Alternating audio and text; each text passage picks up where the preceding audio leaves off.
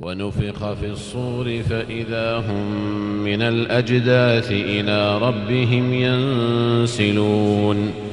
قالوا يا ويلنا من بعثنا من مرقدنا هذا ما وعد الرحمن وصدق المرسلون إن كانت إلا صيحة واحدة فإذا هم جميع لدينا محضرون فاليوم لا تظلم نفس شيئا ولا تجزون إلا ما كنتم تعملون إن أصحاب الجنة اليوم في شغل فاكهون هم وأزواجهم في ظلال على الأرائك متكئون لهم فيها فاكهة ولهم ما يدعون سلام قولا من رب رحيم وامتازوا اليوم أيها المجرمون ألم أعهد إليكم يا بني آدم ألا تعبدوا الشيطان إنه لكم عدو مبين وأن اعبدوني هذا صراط مستقيم ولقد أضل منكم جبلا كثيرا أفلم تكونوا تعقلون هذه جهنم التي كنتم توعدون اصلوها اليوم بما كنتم تكفرون اليوم نختم على أفواههم وتكلمنا أيديهم وتشهد أرجلهم اليوم نختم على أفواههم وتكلمنا أيديهم وتشهد أرجلهم بما كانوا يكسبون ولو نشاء لطمسنا على أعينهم فاستبقوا الصراط فأنى يبصرون ولو نشاء لمسخناهم على مكانتهم فما استطاعوا مضيا ولا يرجعون ومن نعمره نكسه في الخلق أفلا يعقلون وما علمناه الشعر وما ينبغي له إن هو إلا ذكر وقرآن مبين لينذر من كان حيا ويحق القول على الكافرين أولم يروا أنا خلقنا لهم مما عملت أيدينا أنعاما فهم لها مالكون وذللناها لهم فمنها ركوبهم ومنها يأكلون ولهم فيها منافع ومشارب أفلا يشكرون واتخذوا من دون الله آلهة لعلهم ينصرون لا يستطيعون نصرهم وهم لهم جند محضرون فلا يحزنك قولهم إنا نعلم ما يسرون وما يعلنون أولم ير الإنسان أنا خلقناه من نطفة فإذا هو خصيم مبين وضرب لنا مثلا ونسي خلقه قال من يحيي العظام وهي رميم قل يحييها الذي أنشأها أول مرة وهو بكل خلق عليم الذي جعل لكم من الشجر الأخضر نارا فإذا أنتم منه توقدون أوليس الذي خلق السماوات والأرض بقادر على أن يخلق مثلهم بلى وهو الخلاق العليم. إنما أمره إذا أراد شيئا أن يقول له كن فيكون. فسبحان الذي بيده ملكوت كل شيء وإليه ترجعون. يا أيها الذين آمنوا إذا لقيتم فئة فاثبتوا واذكروا الله كثيرا لعلكم تفلحون. وأطيعوا الله ورسوله ولا تنازعوا فتفشلوا وتذهب ريحكم واصبروا إن الله مع الصابرين. ولا تكونوا كالذين خرجوا من ديارهم بطرا ورئاء الناس ويصدون عن سبيل الله والله بما يعملون محيط. وإذ زين لهم الشيطان أعمالهم وقال لا غالب لكم اليوم من الناس وإني جار لكم فلما تراءت الفئتان نكص على عقبيه وقال إني بريء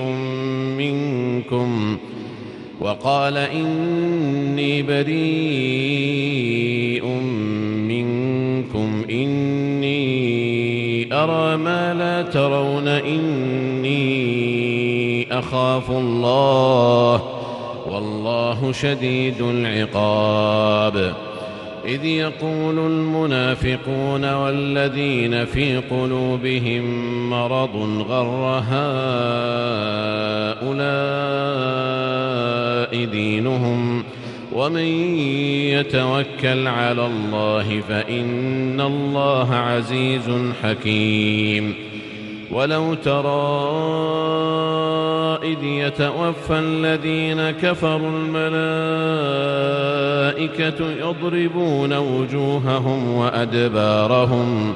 وذوقوا عذاب الحريق ذلك بما قدمت أيديكم وأن الله ليس بظلام للعبيد. كدأب آل فرعون والذين من قبلهم كفروا بآيات الله فأخذهم الله بذنوبهم إن الله قوي شديد العقاب. ذلك بأن الله لم يك مغيرا نعمة أنعمها على قوم حتى يغيروا ما بأنفسهم وأن الله سميع عليم. كدأب آل فرعون والذين من قبلهم كذبوا بآيات ربهم وأهلكنا آل فرعون وكل كانوا ظالمين. إن شر الدواب عند الله الذين كفروا فهم لا يؤمنون. الذين عاهدت منهم ثم ينقضون عهدهم في كل مرة وهم لا يتقون. فإما تثقفنهم في الحرب فشرد بهم من خلفهم لعلهم يذكرون. وإما تخافن من قوم خيانة فانبذ إليهم على سواء إن الله لا يحب الخائنين. ولا يحسبن الذين كفروا سبقوا إنهم لا يعجزون. وأعدوا لهم ما استطعتم من قوة ومن رباط الخيل ترهبون به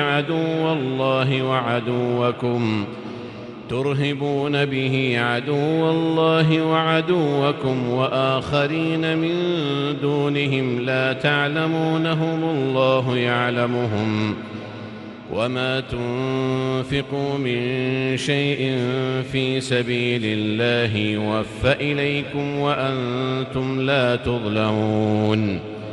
وإن جنحوا للسلم فاجنح لها وتوكل على الله إنه هو السميع العليم وإن يريدوا أن يخدعوك فإن حسبك الله هو الذي أيدك بنصره وبالمؤمنين وألف بين قلوبهم لو أنفقت ما في الأرض جميعا ما ألفت بين قلوبهم ولكن الله ألف بينهم إنه عزيز حكيم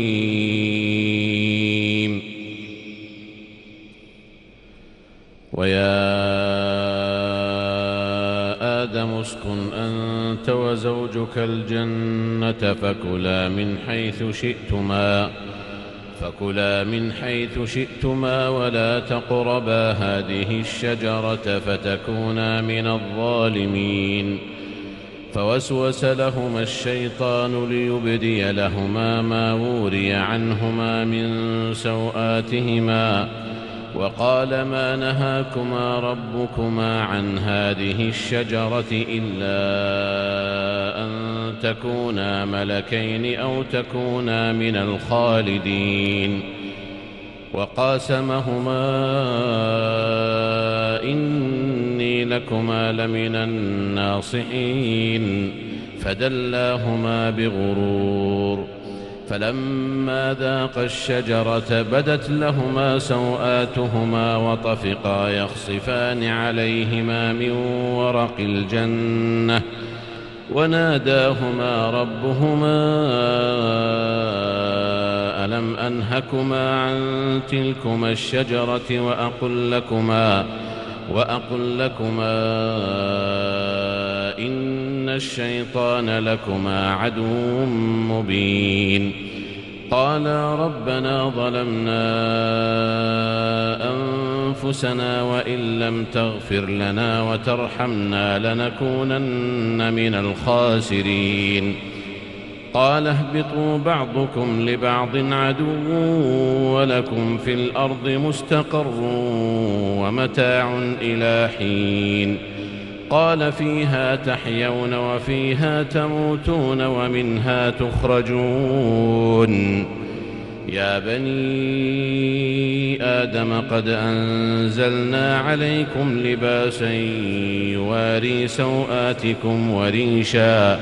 ولباس التقوى ذلك خير ذلك من آيات الله لعلهم يذكرون يا بني آدم لا يفتننكم الشيطان كما أخرج أبويكم من الجنة ينزع عنهما لباسهما ليريهما سوآتهما إنه يراكم هو وقبيله من حيث لا ترونهم إنا جعلنا الشياطين أولياء للذين لا يؤمنون وإذا فعلوا فاحشة قالوا وجدنا عليها آباءنا والله أمرنا بها قل إن الله لا يأمر بالفحشاء أتقولون على الله ما لا تعلمون قل أمر ربي بالقسط وأقيموا وجوهكم عند كل مسجد وادعوه مخلصين له الدين كما بدأكم تعودون فريقا هدى وفريقا حق عليهم الضلالة إنهم اتخذوا الشياطين أولياء من دون الله ويحسبون أنهم مهتدون يا بني آدم خذوا زينتكم عند كل مسجد وكلوا واشربوا ولا تسرفوا إنه لا يحب المسرفين قل من حرم زينة الله التي أخرج لعباده والطيبات من الرزق قل هي للذين آمنوا في الحياة الدنيا خالصة يوم القيامة كذلك نفصل الآيات لقوم يعلمون قل إنما حرم ربي الفواحش ما ظهر منها وما بطن والإثم والبغي بغير الحق وأن تشركوا بالله ما لم ينزل به سلطانا وأن تقولوا على الله ما لا تعلمون ولكل أمة أجل فإذا جاء أجلهم لا يستأخرون ساعة ولا يستقدمون يا بني آدم إما يأتينكم رسل منكم يقصون عليكم آياتي فمن اتقى وأصلح فلا خوف عليهم ولا هم يحزنون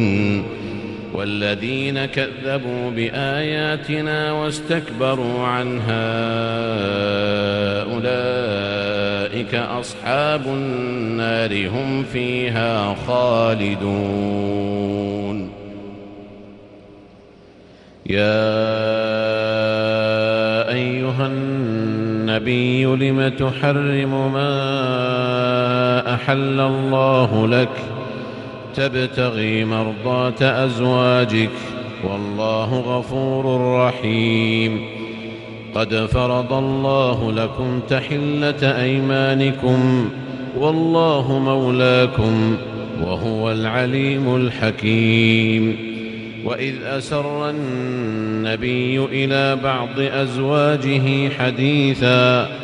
فلما نبأت به وأظهره الله عليه عرف بعضه وأعرض عن بعض فلما نبأها به قالت من أنبأك هذا قال نبأني العليم الخبير إن تتوبا إلى الله فقد صغت قلوبكما وإن تظاهرا عليه فإن الله هو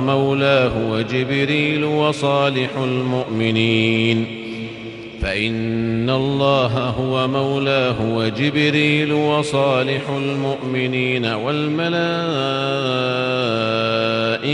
بعد ذلك ظهير عسى ربه إن طلقكن أن يبدله أزواجا خيرا منكن مسلمات مؤمنات قانتات تائبات عابدات سائحات ثيبات وأبكارا يا أيها الذين آمنوا قوا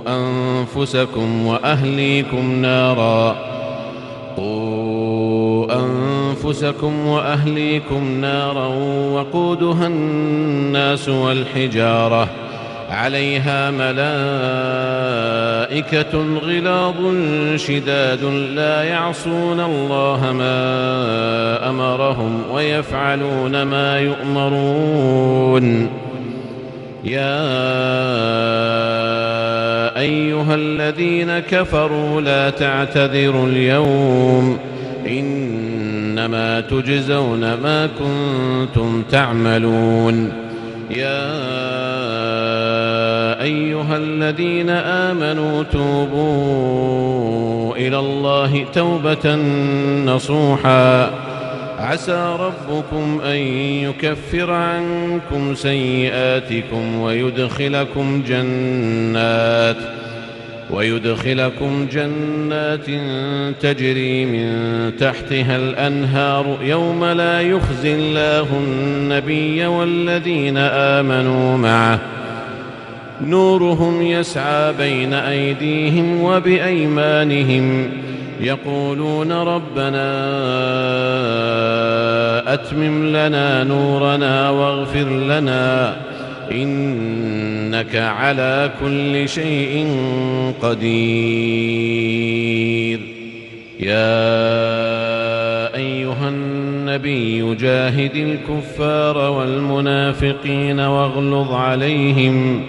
ومأواهم جهنم وبئس المصير. ضرب الله مثلا للذين كفروا امرأة نوح وامرأة لوط كانتا تحت عبدين من عبادنا صالحين فخانتاهما فلم يغنيا عنهما من الله شيئا وقيل ادخلا النار مع الداخلين. وضرب الله مثلا للذين آمنوا امرأة فرعون إذ قالت رب ابن لي عندك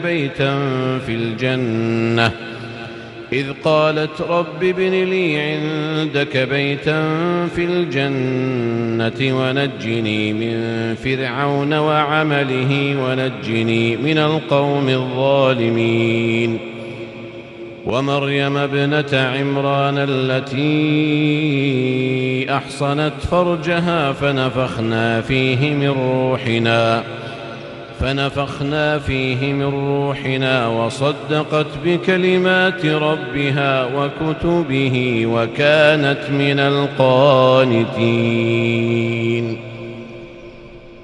هل أتى على الإنسان حين من الدهر لم يكن شيئا مذكورا إنا خلقنا الإنسان من نطفة أمشاج نبتليه فجعلناه سميعا بصيرا. إنا هديناه السبيل إما شاكرا وإما كفورا. إنا أعتدنا للكافرين سلاسل وأغلالا وسعيرا. إن الأبرار يشربون من كأس كان مزاجها كافورا عينا يشرب بها عباد الله يفجرونها تفجيرا. يوفون بالنذر ويخافون يوما كان شره مستطيرا. ويطعمون الطعام على حبه مسكينا ويتيما وأسيرا. إنما نطعمكم لوجه الله لا نريد منكم جزاء ولا شكورا. إنا نخاف من ربنا يوما عبوسا قمطريرا. فوقاهم الله شر ذلك اليوم ولقاهم نضرة وسرورا. وجزاهم بما صبروا جنة وحريرا. متكئين فيها على الأرائك لا يرون فيها شمسا ولا زمهريرا. ودانية عليهم ظلالها وذللت قطوفها تذليلا. ويطاف عليهم بآنية من فضة وأكواب كانت قوارير من فضة قدروها تقديرا. ويسقون فيها كأسا كان مزاجها زنجبيلا عينا فيها تسمى سلسبيلا. ويطوف عليهم ولدان مخلدون إذا رأيتهم حسبتهم لؤلؤا منثورا. وإذا رأيت ثم رأيت نعيما وملكا كبيرا. عاليهم ثياب سندس خضر واستبرق وحلوا أساور من فضة وسقاهم ربهم شرابا طهورا. إن هذا كان لكم جزاء وكان سعيكم مشكورا إنا نحن نزلنا عليك القرآن تنزيلا فاصبر لحكم ربك ولا تطع منهم آثما أو كفورا واذكر اسم ربك بكرة وأصيلا ومن الليل فاسجد له وسبحه ليلا طويلا إن هؤلاء يحبون العاجلة ويذرون وراءهم يوما ثقيلا نحن خلقناهم وشددنا أسرهم وإذا شئنا بدلنا أمثالهم تبديلا إن هذه تذكرة فمن شاء اتخذ إلى ربه سبيلا وما تشاءون إلا أن يشاء الله إن الله كان عليما حكيما يدخل من يشاء في رحمته والظالمين أعد لهم عذابا أليما والنازعات غرقا والناشطات نشطا والسابحات سبحا فالسابقات سبقا فالمدبرات أمرا يوم ترجف الراجفة تتبعها الرادفة قلوب يومئذ واجفة أبصارها خاشعة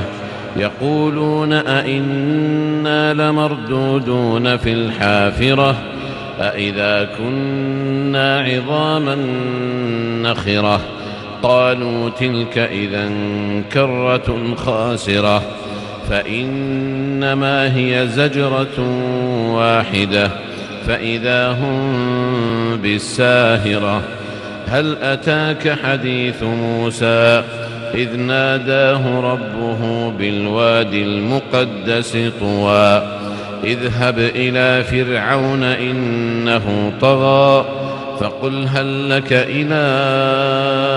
أن تزكى وأهديك إلى ربك فتخشى فأراه الآية الكبرى فكذب وعصى ثم أدبر يسعى فحشر فنادى فقال أنا ربكم الأعلى فأخذه الله نكال الآخرة والأولى إن في ذلك لعبرة لمن يخشى أأنتم أشد خلقا أم السماء بناها رفع سمكها فسواها وأغطش ليلها وأخرج ضحاها والأرض بعد ذلك دحاها أخرج منها ماءها ومرعاها والجبال أرساها متاعا لكم ولأنعامكم فإذا جاءت الطامة الكبرى يوم يتذكر الإنسان ما سعى وبرزت الجحيم لمن يرى فأما من طغى وآثر الحياة الدنيا فإن الجحيم هي المأوى وأما من خاف مقام ربه ونهى النفس عن الهوى فإن الجنة هي المأوى يسألونك عن الساعة أيان مرساها فيم أنت من ذكراها إلى ربك منتهاها إنما أنت منذر من يخشاها كأنهم يوم يرونها لم يلبثوا إلا عشية أو ضحاها عبس وتولى أن جاءه الأعمى وما يدريك لعله يزكى أو يذكر فتنفعه الذكرى. أما من استغنى فأنت له تصدى وما عليك ألا يزكى. وأما من جاءك يسعى وهو يخشى فأنت عنه تلهى. كلا إنها تذكرة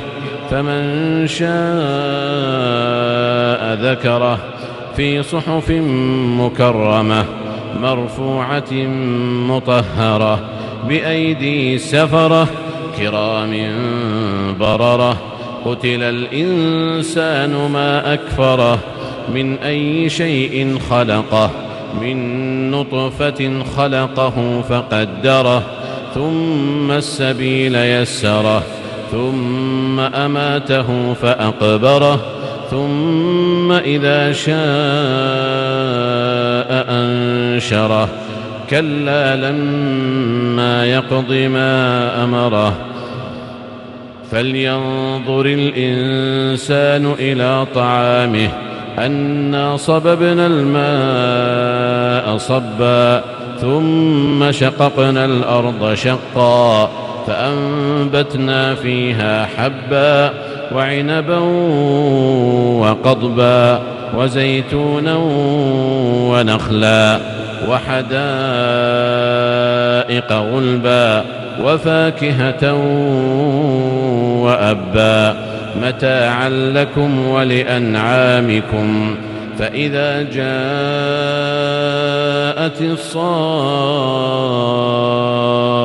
الصاخة يوم يفر المرء من أخيه وأمه وأبيه وصاحبته وبنيه لكل امرئ منهم يومئذ شأن يغنيه. وجوه يومئذ مسفرة ضاحكة مستبشرة ووجوه يومئذ عليها غبرة ترهقها قترة أولئك هم الكفرة الفجرة. ويل للمطففين الذين إذا اكتالوا على الناس يستوفون وإذا كالوهم أو وزنوهم يخسرون. ألا يظن أولئك أنهم مبعوثون ليوم عظيم يوم يقوم الناس لرب العالمين. كلا إن كتاب الفجار لفي سجين وما أدراك ما سجين كتاب مرقوم. ويل يومئذ للمكذبين الذين يكذبون بيوم الدين وما يكذب به إلا كل معتد أثيم. إذا تتلى عليه آياتنا قال أساطير الأولين. كلا بل ران على قلوبهم ما كانوا يكسبون. كلا إنهم عن ربهم يومئذ لمحجوبون. ثم إنهم لصال الجحيم ثم يقال هذا الذي كنتم به تكذبون. كلا إن كتاب الأبرار لفي عليين وما أدراك ما عليون كتاب مرقوم يشهده المقربون. إن الأبرار لفي نعيم على الأرائك ينظرون تعرف في وجوههم نضرة النعيم يسقون من رحيق مختوم ختامه مسك وفي ذلك فليتنافس المتنافسون ومزاجه من تسنيم عينا يشرب بها المقربون إن الذين أجرموا كانوا من الذين آمنوا يضحكون وإذا مروا بهم يتغامزون وإذا انقلبوا إلى أهلهم انقلبوا فكهين وإذا رأوهم قالوا إن هؤلاء لضالون وما أرسلوا عليهم حافظين فاليوم الذين آمنوا من الكفار يضحكون على الأرائك ينظرون هل ثوب الكفار ما كانوا يفعلون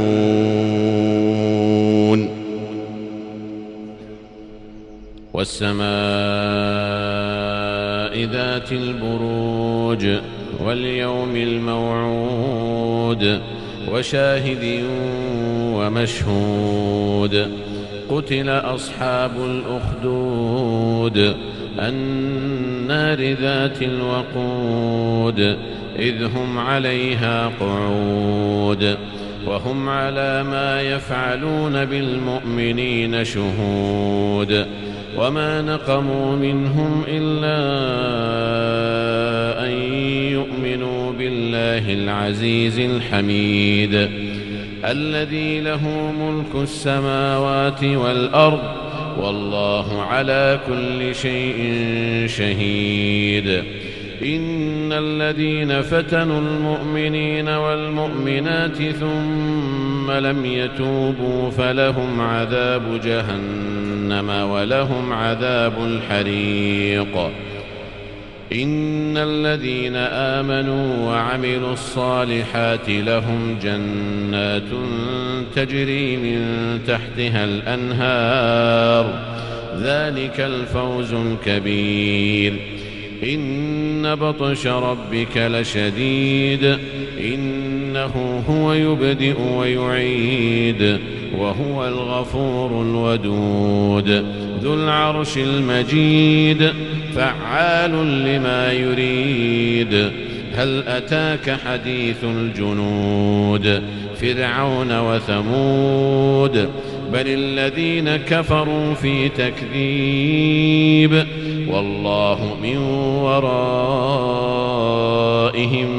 محيط بل هو قرآن مجيد في لوح محفوظ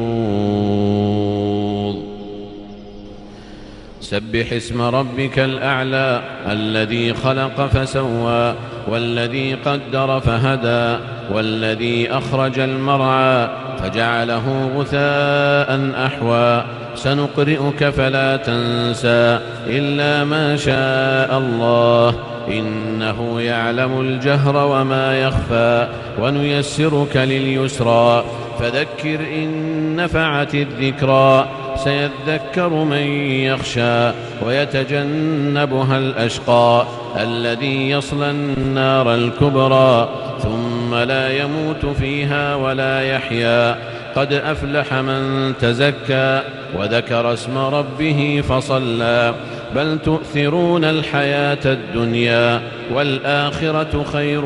وأبقى إن هذا لفي الصحف الأولى صحف إبراهيم وموسى هل أتاك حديث الغاشية وجوه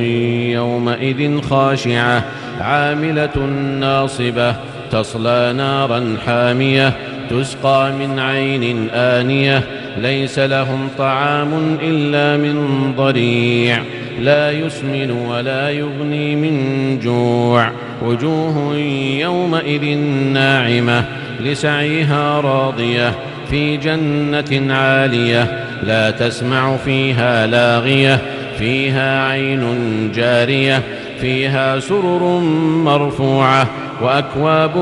موضوعة ونمارق مصفوفة وزرابي مبثوثة أفلا ينظرون إلى الإبل كيف خلقت وإلى السماء كيف رفعت وإلى الجبال كيف نصبت وإلى الأرض كيف سطحت فذكر إنما أنت مذكر لست عليهم بمسيطر إلا من تولى وكفر فيعذبه الله العذاب الأكبر إن إلينا إيابهم ثم إن علينا حسابهم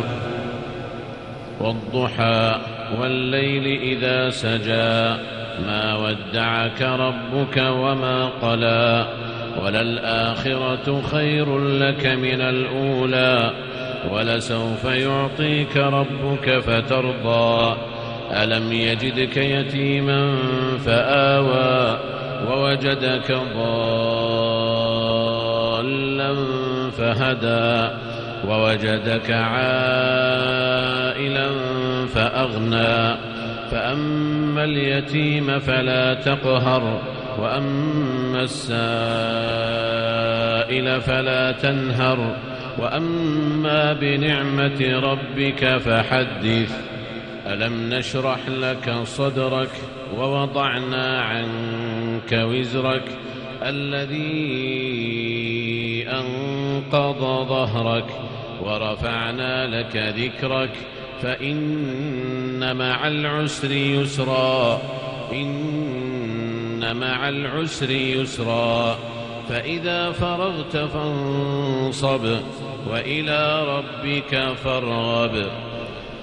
ألم تر كيف فعل ربك بأصحاب الفيل ألم يجعل كيدهم في تضليل وأرسل عليهم طيرا أبابيل ترميهم بحجارة من سجيل فجعلهم كعصف مأكول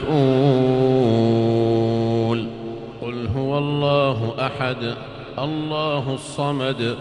لم يلد ولم يولد ولم يكن له كفوا أحد